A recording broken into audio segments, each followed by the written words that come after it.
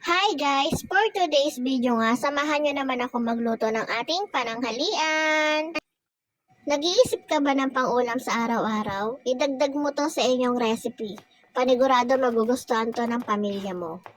For today's ulam nga, naisipan ko magluto ng kinamatisang manok. Simple lang tong lutuin at napakadali.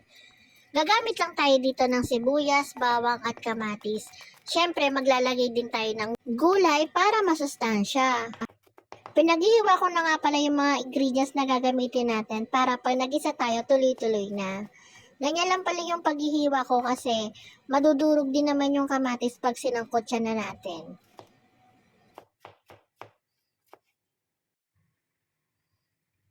And nahiwa ko na rin pala dito yung chicken na gagamitin natin. Naglagay lang ako ng oil sa pan, then ginisa ko yung bawang, and syempre isusunod ko yung sibuyas.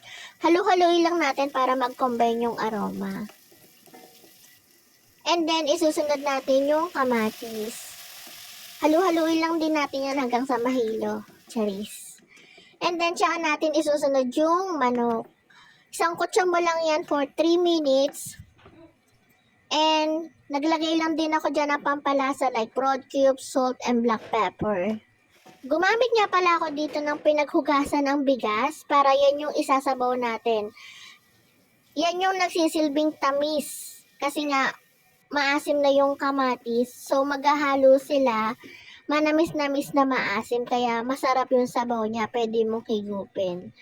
So, pakulaan lang natin yung manok. After 20 years, malambot na yung chicken. Tsaka natin ilagay yung sili at yung gulay na ginamit natin. Then, after 3 minutes, napakuluan na natin. Ready na ang ating kinamatisang manok.